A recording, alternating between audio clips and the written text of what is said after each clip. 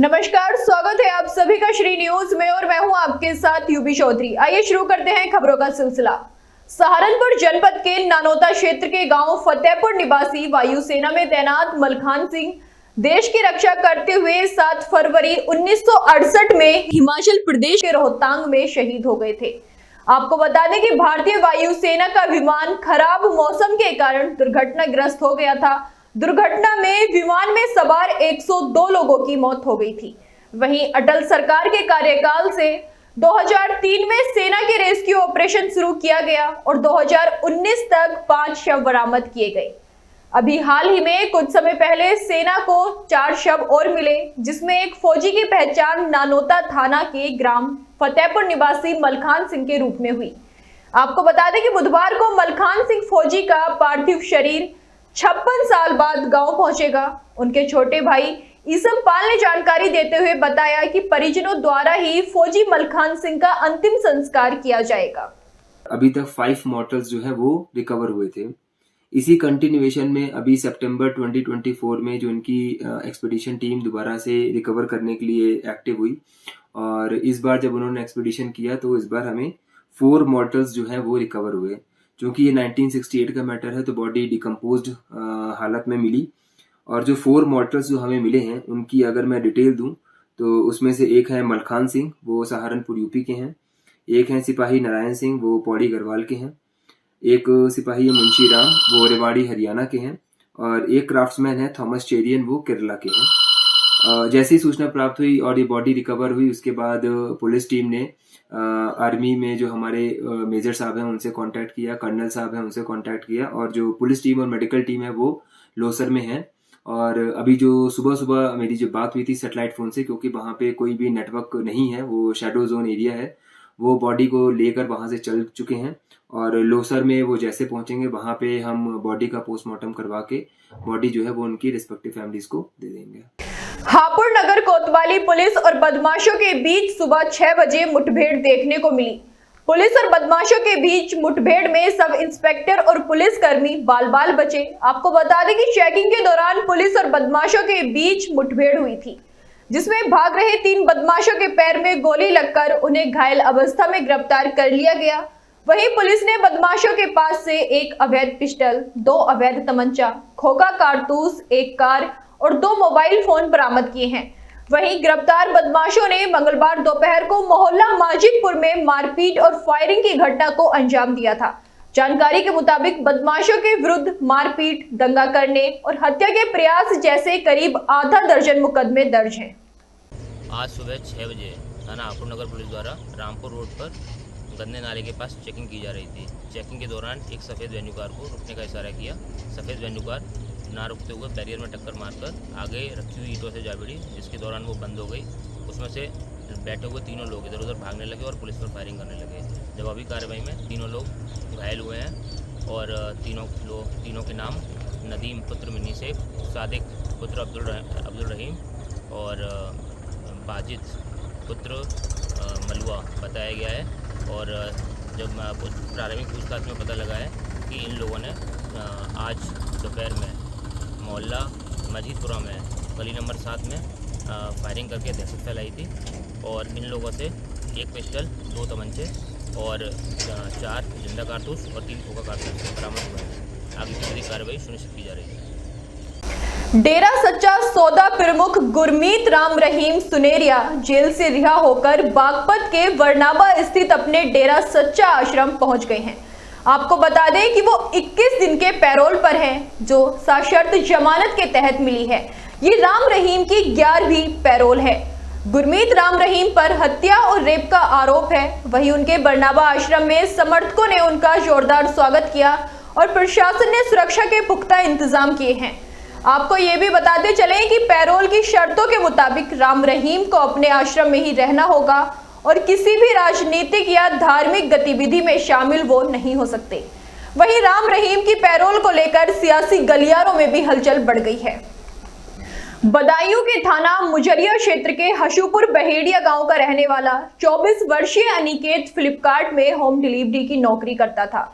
आपको बता दें कि देर रात्रि वो अपनी बाइक से जा रहा था। इस दौरान थाना उजानी क्षेत्र के भैंसोरा नदी की जियारत के समीप अज्ञात वाहन ने बाइक सवार अनिकेत को टक्कर मार दी, जिसमें उसकी मौके पर ही दर्दनाक मौत हो गई। वहीं जानकारी मिलते ही मौके पर पहुंची पुलिस मामले की जांच पड़ताल में जुट गई है। हमारा भाई उसमें फ्लिपकार्ट में जॉब करता था। शाम को झानी से घर आ रहा था तो हमें सूचना मिली कि उसका एक्सीडेंट हो गया है जियारत वाले पुल पे, भैंसोर नदी वाला पुल है जो।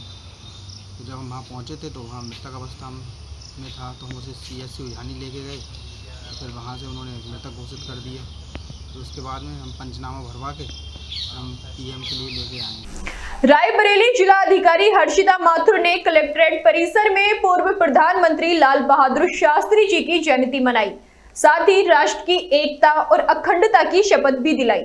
आपको बताते चले कि 2 अक्टूबर 2024 को गांधी जयंती के अवसर पर जिला कलेक्ट्रेट में आयोजित कार्यक्रम में जिलाधिकारी हर्षिता माथुर ने राष्ट्रपिता महात्मा गांधी और पूर्व प्रधानमंत्री श्री लाल बहादुर शास्त्री के चित्रों पर माल्यार्पण कर श्रद्धा सुमन अर्पित किया।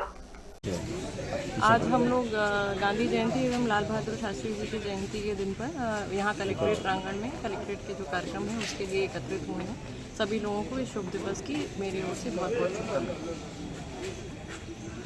रायबरेली में पूर्व प्रधानमंत्री लाल बहादुर शास्त्री और गांधी जयंती पर रायबरेली में स्वतंत्रता प्रभारी राज्य मंत्री दिनेश प्रताप सिंह स्वच्छ भारत मिशन के तहत शहर में झाड़ू लगाते नजर आए। रायबरेली जनपद में इस समय चाहे वो गली हो, मोहल्ला हो या प्रमुख चौराहे हो, गंदगी का अंबार हर जगह देखने को मिल जाएगा। शहर भर की टूटी सड़कें इस बात की गवाह है कि जनपद में विकास की गंगा बहती कहीं नजर नहीं आ रही। आपको बता दें, जहां पूर्व में बनी सड़कों में बड़े बड़े गड्ढे हो चुके हैं, वहीं नगर पालिका क्षेत्र में गंदगी का अंबार लगा हुआ है, जिसके चलते आज मंत्री दिनेश प्रताप सिंह ने स्वच्छता अभियान चलाकर लोगों को स्वच्छता का संदेश दिया। महात्मा गांधी की जयंती और लाल बहादुर शास्त्री जी की जयंती पर भारतीय जनता पार्टी के आदेश के अनुसार हम लोगों के द्वारा स्वच्छता कार्यक्रम में प्रतिभाग किया गया। शहर स्वच्छ रहे, गांव स्वच्छ रहे, घर स्वच्छ रहे, ये हमारे देश के यशस्वी प्रधानमंत्री जी का कहना है और उन्होंने स्वयं झाड़ू उठाकर स्वच्छता का संदेश दिया था। और हम देशवासियों को खुशी है कि जब देश के यशस्वी प्रधानमंत्री जी ने झाड़ू उठाई, तब से आज तक लगातार ये अभियान का रूप और गांव-गांव, गली-गली लोग अपने घर को, अपने गांव को, अपने शहर को स्वच्छ रखने में पूरी तरह से कामयाब रहे। और आज की तारीख में मैं कह सकता हूँ कि एक संदेश है हमारे देश के प्रधानमंत्री जी का, हमारी भारतीय जनता पार्टी का, कि हमको अपना घर, अपना गांव, अपनी गली, अपना मोहल्ला, अपना शहर स्वच्छ रखना चाहिए। यूपी के कौशाम्बी जिले के संदीपन घाट थाना क्षेत्र के मूरतगंज में चंदवारी चौराहा पर नाई की दुकान में गांव के लोग पितृ विसर्जन कर शेविंग करा रहे थे। तभी अचानक प्रयागराज की तरफ से आई DCM गाड़ी अनियंत्रित हो गई और नाई की दुकान में जा घुसी। आपको बता दें कि इस हादसे में शेविंग करा रहे अधेड़ उम्र के राजेश कुमार की मौके पर ही दर्दनाक मौत हो गई। वहीं 2 अन्य लोग गंभीर रूप से घायल हुए हैं।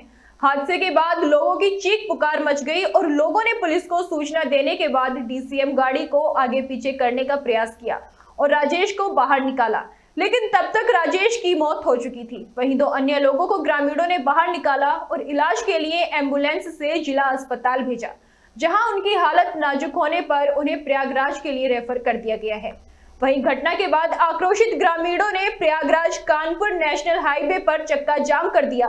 चक्का जाम की सूचना पर भारी मात्रा में पुलिस मौके पर पहुंची और कड़ी मशक्कत के बाद ग्रामीणों को समझा बुझाकर शांत कराया। कासगंज जनपद की पुलिस लाइन और पुलिस कार्यालय पर राष्ट्रपिता महात्मा गांधी और पूर्व प्रधानमंत्री लाल बहादुर शास्त्री की जयंती के अवसर पर कासगंज SP अपर्णा रजत कौशिक ने पुलिस लाइन और ASP राजेश भारती ने महात्मा गांधी और लाल बहादुर शास्त्री के चित्रों पर माल्यार्पण और पुष्पांजलि अर्पित की। इस दौरान समस्त पुलिस कर्मियों को सत्य, अहिंसा की भावना से कर्तव्य के निर्वहन के लिए शपथ दिलाई गई। इस दौरान दोनों महापुरुषों के जीवन पर विस्तार से प्रकाश भी डाला गया। शामली कैरना में बड़ी मात्रा में अवैध रूप से प्रतिबंधित पटाखे बनाने का कार्य किया जा रहा है। यहाँ बिना किसी परमिशन के अवैध रूप से पटाखा फैक्ट्री का संचालन हो रहा है। हालांकि पटाखा फैक्ट्री में केवल फुलझड़ी बनाने का पुराना लाइसेंस है, लेकिन फुलझड़ी के लाइसेंस की आड़ में यहाँ बड़े बम बनाए जा रहे हैं। गौरतलब है कि कैरना क्षेत्र में चल रही पटाखा फैक्ट्री में इससे पहले विस्फोट में दर्जनों लोगों की मौत हो चुकी है, लेकिन बावजूद इसके जिम्मेदार सब कुछ जानते हुए अनजान बने हुए हैं। शायद ये किसी बड़े हादसे का इंतजार अब कर रहे हैं। मुजफ्फरनगर छपार थाना क्षेत्र के रामपुर तिराहे पर उत्तराखंड के मुख्यमंत्री पुष्कर सिंह धामी पहुंचे, जहां उन्होंने शहीद स्मारक स्थल पर पहुंचकर उत्तराखंड प्राप्ति राज्य के आंदोलनकारी शहीदों को पुष्पांजलि अर्पित कर श्रद्धांजलि दी। इस दौरान उत्तराखंड के मुख्यमंत्री पुष्कर सिंह धामी ने कहा कि आज उत्तराखंड देश के विकासशील राज्यों में शामिल है। उत्तराखंड के मुख्यमंत्री पुष्कर सिंह धामी ने मीडिया से बात करते हुए कहा कि प्रत्येक वर्ष रामपुर तिराहे पर उत्तराखंड के आंदोलनकारियों को श्रद्धांजलि देने के लिए वो यहां आते हैं और इस बार उत्तराखंड शहीद स्मारक बनाने के लिए जमीन देने वाले शर्मा जी की मूर्ति लगाने के लिए भूमि पूजन किया जाएगा और अगली बार जब वो यहाँ आएंगे तो मूर्ति का लोकार्पण करेंगे।